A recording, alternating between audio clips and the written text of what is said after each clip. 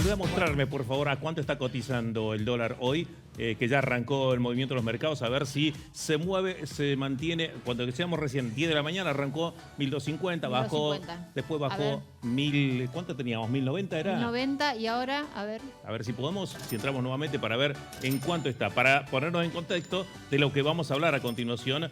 Y ahí tenemos. Oh, mirá. Volvió de nuevo, 1250, 1210, está ahí, para poder, aquel que esté interesado en comprar. Por eso decíamos, no salgan desesperados a comprar. Esperen.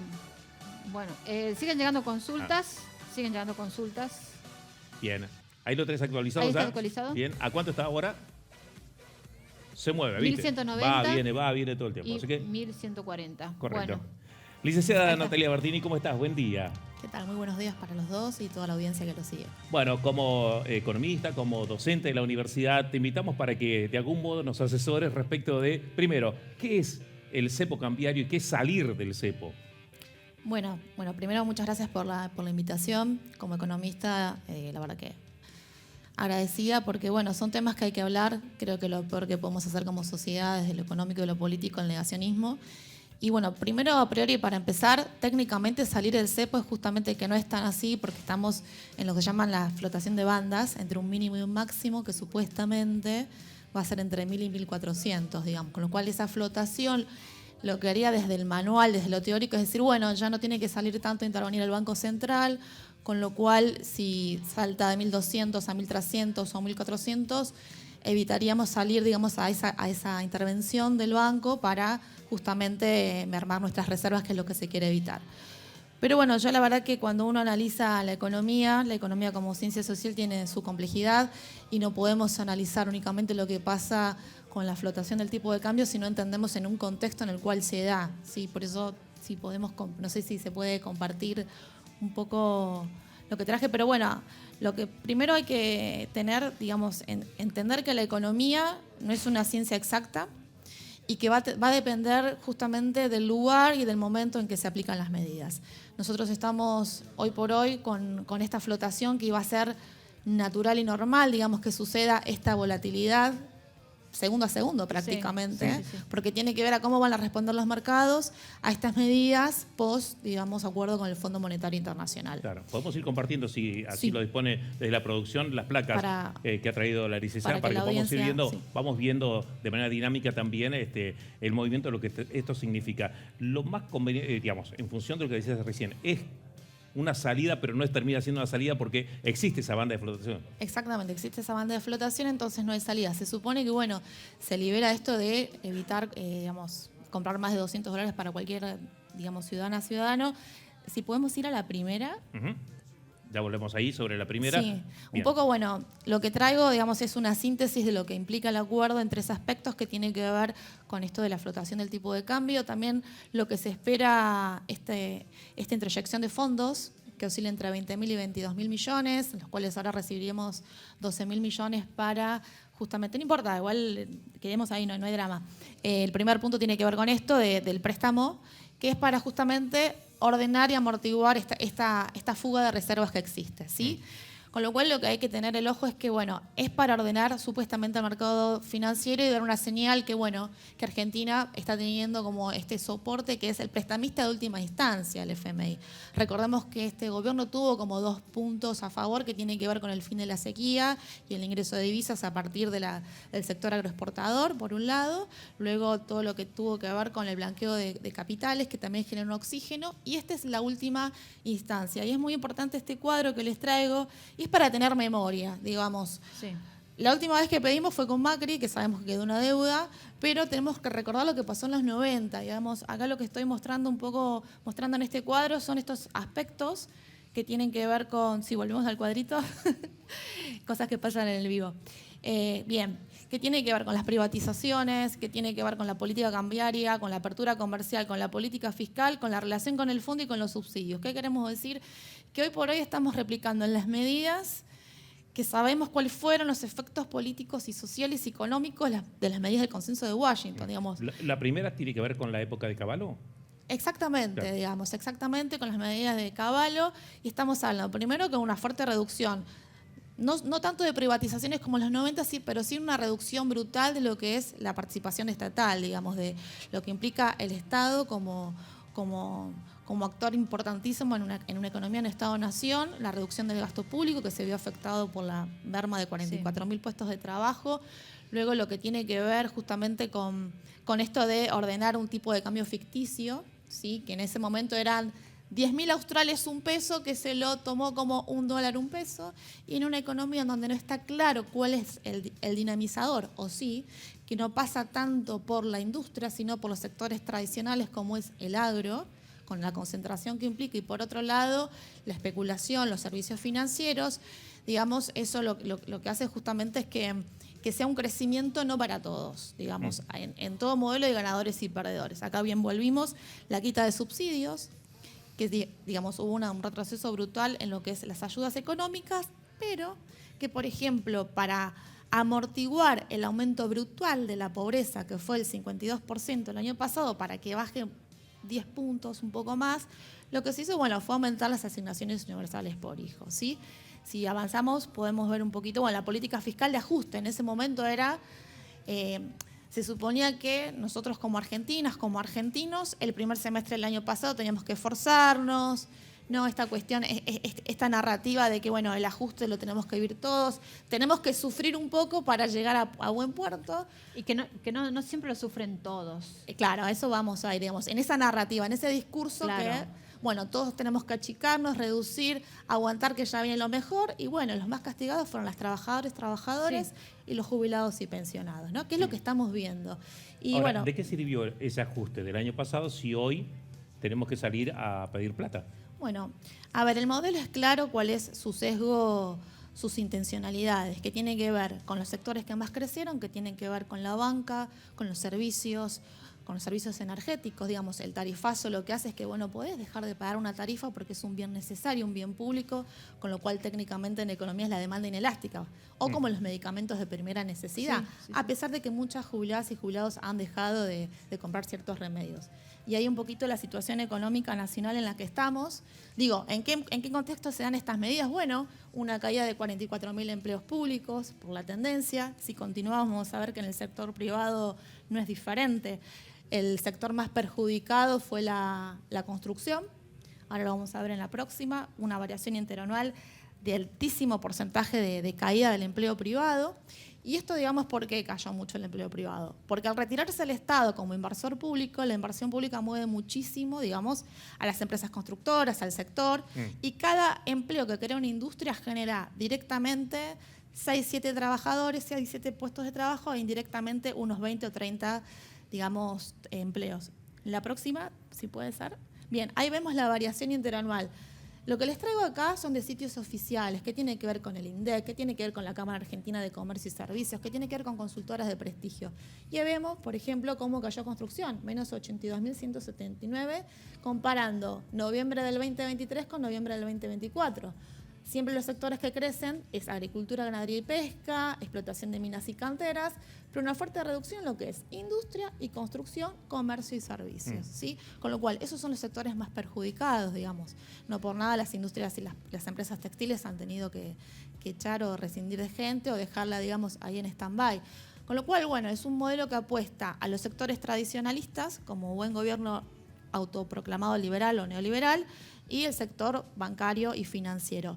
Entonces, ¿qué pasa? Con estas medidas que se quieren tomar es dar esa famosa señal al mercado de que, bueno, que pueden invertir, que pueden llegar capitales, pero no están así. Ahí vemos la variación de la construcción, ¿sí? Y vemos que, bueno, que en la que estaba recién, digamos, en Catamarca, ha caído, digamos, el empleo privado en construcción.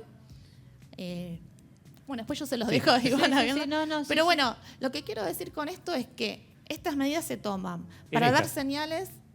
Ahí dejemos ahí, no movamos más. Estos son los ganadores del modelo. Fíjense que entre 2023 y 2024 digamos, el retorno neto de las ganancias de petróleo y derivados aumentó en 2.954%. Y acá están las empresas ganadoras, donde están también las empresas de Caputo e hijos y familia, digamos, ¿no? Uno de los que más creció, por ejemplo, es Mercado Libre. Hoy cuando uno tiene que pagar, por ejemplo, Alperín, cuando uno tiene que pagar una deuda de Arca, un contribuyente, van a ver que hoy no salen los bancos nacionales o comerciales, salen aplicaciones que vaya uno a saber y que tiene que ver con todos estos negocios cautivos que se van generando desde el sistema financiero. Las que más crecieron, bueno, banca, servicios, petróleo. Y si dejamos aquí está como, si, digamos... Está como muy rápido, va pasando. Y trato de ganarle, pero bueno, para ordenar, quiero ser clara en esto. Son medidas que se toman en un contexto en donde sigue habiendo un ajuste brutal del empleo público, del empleo privado. Una persona sin trabajo, digamos, gasta lo que tiene, le pide a la familia, luego pasan bajo la línea de pobreza y eso se está, digamos, las medidas tomadas el año pasado se están agudizando este año. Una economía que apuesta mucho al sector tradicional, reitero, y al sector banca y servicios. ¿Sí? Pero tenés caída en el consumo, fuerte. Exactamente, con esta retroceso en el consumo, uno de los motores del Producto Bruto Interno, digamos, del crecimiento de un país, tiene que ver con el consumo, bajo el consumo público y privado. Claro, si cae el consumo, cae la cantidad de impuestos que vos podés cobrar. IVA, por ejemplo. Exactamente. Entonces la retribución secundaria también se ve afectada como principal ordenador del Estado. ¿Qué quiero decir? Que, a ver, los que se benefician en este modelo, siempre hay que ver cuántos son las personas que se benefician. Es el 5% de la población total, ¿sí? Es la población ahorrista, porque si baja el consumo, ¿cómo vamos a esperar que esa persona ahorre? Claro. Si ni siquiera puede consumir, ¿no? Una cuestión lógica pura. Y hay un indicador muy interesante, que lo genera la Universidad Católica Argentina, que es el índice de incertidumbre.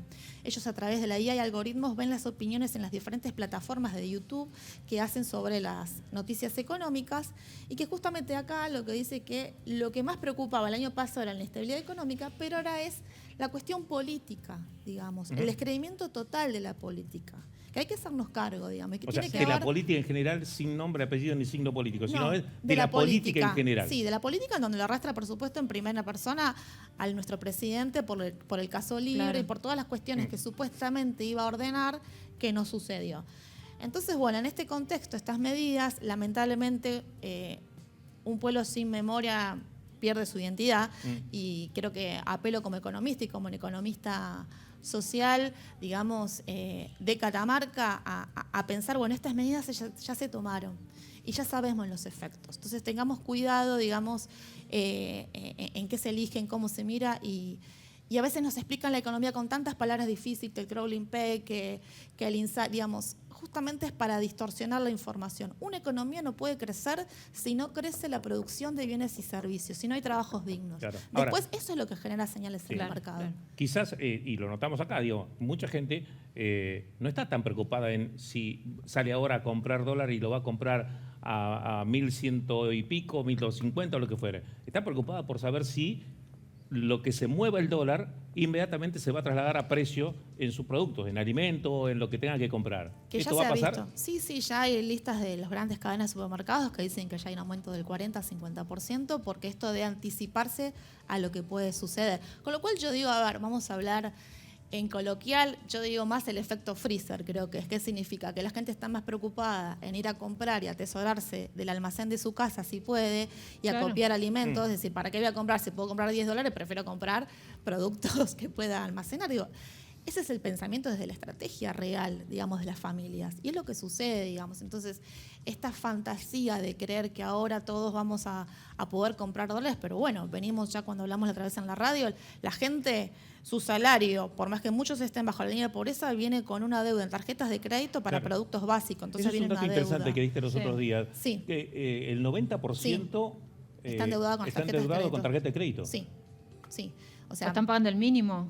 El mínimo o van pagando el mínimo, o va refinanciando. Claro, exactamente, que gran parte de su sueldo está comprometido con las tarjetas de crédito. Uno cuando habla, digamos, en la vida real suceden esas cosas, con lo cual hay consumos pasados que todavía no los he podido terminar de pagar, con lo cual si a mí me aumentan un poquito el salario y supuestamente le gana a la inflación oficial, y hay que remarcar que la oficial no es la real cuando uno va a comprar, ya tengo consumos pasados comprometidos porque voy debiendo en la tarjeta. Claro. Con lo cual después el consumo presente me vuelve a endeudar a futuro y se generan mecanismos de deudas ad eternum que hacen que uno nunca en la trampa de la deuda corriente, digamos, para el gasto corriente de las familias. ¿Sí? De hecho, en el supermercado Antes se utilizaba mucho débito para pagar los alimentos. Hoy se utiliza más tarjeta de crédito. Exacto, sí. para financiar alimentos. Sin ir más lejos, hace 8 años atrás, digamos, por dar un número, 10 años, uno usaba la tarjeta de crédito para comprar el par de zapatos, para comprar el electrodoméstico, el gasto extraordinario. Hoy se usa para lo ordinario, porque no alcanza. Dicen, bueno, nos estaban mandando mensajitos muy temprano, leo algunos. Es un corralito encubierto, dicen muchos expertos en la economía. ¿Será? Igual, si es así, bueno, lo que dice usted, apenas si manejo pesos y haciendo malabares. ¿Es un corralito? ¿Se viene un corralito? No podría decirlo y no quiero pecar como fue en su momento, Duvalde, digamos. A ver, que sean bandas que floten implica que el Banco Central, si ve que se dispara alguna cuestión crítica, pueda salir a intervenir, ¿sí? Okay. Porque, digamos, el corralito es como una cuestión de última instancia que, bueno, podés perder las reservas que mueven, porque las reservas es el corazón de la política monetaria de un país, ¿no? Entonces, no me atrevería a decirlo ahora. Y la pero otra podemos ir charlándolo, digamos. Claro. Porque y la otra es si es acorde en esta semana o en las que vienen sacar un préstamo. Depende, a ver, los préstamos, muchos hoy por ahí no tienen cuota fija, con lo cual hay muchos que están, digamos, tratando de sacar un UVA, sea para mejorar la casa, el hipotecario, pero hay que tener cuidado que el UVA es en base al IPC, al índice de precios al consumidor, con lo cual hay que ser cautelosos y tener muy en claro que uno no tenga este endeudamiento con las tarjetas, que parte del sueldo. Hay que hacer una proyección, digo, bueno, a ver, la cuota del préstamo me va a implicar el 30% de mi ingreso. Sí. Pero hay que ver cómo tengo yo comprometido o no el resto de mi sueldo. Si yo digo, bueno, no, tengo las tarjetas liberadas, tengo como un ordenamiento, capaz que me animo porque digo, bueno, capaz que a lo sumo del 30 puedo llegar a afectar el 50 en el peor de los casos, que es lo que se espera como peor de los casos, una subida del 20% hasta fin de año. El gobierno salió ayer, lo hizo también autoridades del Banco Central, diciendo esto no es una devaluación. ¿Se devalúa o no se devalúa con esto? A ver, hay una cuestión de estrategia comunicativa, acá hay una experta en comunicación, que es Verónica, pero cuando uno dice, no mire, no pensemos en un auto rojo, ¿en qué piensan ustedes? En el auto rojo. Sí. Bueno, entonces claro. Hay una cuestión de eso, ¿no? De cómo se generan los discursos. Y en la memoria en Argentina cuando dicen, no vayan a sacar los dólares en el banco, ¿qué hace la gente? ¿No? O sea, claro, la corrida. Lo primero que hace. Entonces, lo que se dice muchas veces se interpreta en opuesto, con lo cual hay que jugar las dos cosas, que pueda suceder o por decir que no va a suceder, suceda, porque en la psiquis social generan esas cosas en la memoria histórico-política de cada argentino y cada argentino. Ahora, si el viernes yo me cotizaba a 1.070 el dólar y hoy ya me está cotizando 1.190 a 1.200 más o menos, ya perdí. Claro, exactamente, tal cual. O sea, de algún modo me devaluó. Exactamente. Ajá. Y si devalúa, ¿eso inmediatamente significa más inflación? En teoría no. Pero en Argentina sí por las expectativas, digamos, esa cuestión de hay una perspectiva, entonces ya las empresas se anticipan a evitar pérdidas posibles por tener un precio que no es. Yo mi memoria de infante, me acuerdo que cuando mi padre fue a la hiperinflación, 89 años que era muy chiquita, mi padre me decía, Nati, anda por esta góndola que viene el remarcador, digamos. Hay una huella, hay un registro de inestabilidad lamentable que queda en la memoria colectiva. Con lo cual, bueno, la inflación... lo que estamos viendo es que no es monetarista de la escuela de Chicago, como dice Milei, porque Milei frenó la emisión, redujo el gasto y sin embargo hubo inflación, porque la inflación es mucho más que el billete, que tiene que ver con el reconocimiento de la moneda como un lazo social, que tiene que ver en qué representa el valor económico para un país, que tiene que ver en la gobernabilidad y en el sistema de creencias de las instituciones económicas, con lo cual entran en juego otras cuestiones que tienen que ver más subjetivas y políticas, que no es solamente la cuestión del billete. Y por supuesto la economía real concreta, que no me canso de decir. Claro. En definitiva, cuando hablamos que aumenta el riesgo país, uno de los indicadores es la capacidad que tengo tiene que ver con la capacidad de generación de riqueza de un país, sea exportaciones, su producto, versus la capacidad de endeudamiento. Cuando esa capacidad de generar riqueza disminuye y empieza a aumentar el endeudamiento, ahí aumenta el riesgo del país. Pero tiene que ver con la práctica real concreta de la actividad económica. Y nos hacen creer que es solo expectativa, que es solo supuesto. Entra todo en juego. Acá lo real y lo subjetivo. Acá hay otro mensajito. Esta semana, ¿qué día es mejor para comprar el dólar MEP?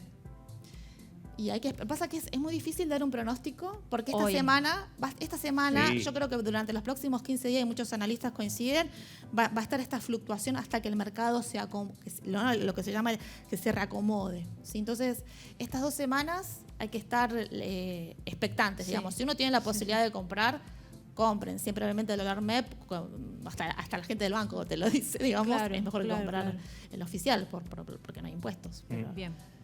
¿Prudencia sería el consejo en esta semana, en estos días? Yo digo prudencia, no endeudarnos en cosas que tal vez podríamos evitar. Salvo que te digan cuotas sin interés. Salvo que te digan cuotas sin interés o con reintegro, sí. Pero bueno, que está quedando cada vez menos. Digamos, yo he salido a comprar como cualquier consumidora y he visto que los precios ya están aumentando, digamos, ¿no? O no hay precio para ciertos sectores claves como la construcción. No hay precio, porque están esperando, hay cosas que como el acero, que varía todos los días, digamos. Totalmente. Natalia, ha sido un gusto que vengas a visitarnos. Ojalá que no sea la última vez que vengas, porque estos movimientos económicos nos llevan de un lado para el otro. Podríamos habernos quedado hablando un rato de los aranceles, de Trump, de qué manera incide. La geopolítica, obviamente. Sí. Es una locura lo que nos está pasando, porque mientras tanto ellos juegan a pelearse China y Estados Unidos, y nosotros quedamos en el medio, ese tipo de cosas. Pero bueno, ojalá no sea la última vez que vengas a visitarnos. Muchísimas gracias. ¿La facultad? ¿Todo bien, todo tranquilo por allí? Todo bien, con mucho trabajo. Bueno, como docente de gestión de las políticas económicas trabajamos estas cuestiones y sí, en la lucha, hoy como decía el decano, hay que estar, hoy más que nunca necesitamos una sociedad formada, educada, necesitamos sujetos críticos, que no compremos espejitos de colores, básicamente. Muchas gracias. Dale, gracias por venir. A ustedes.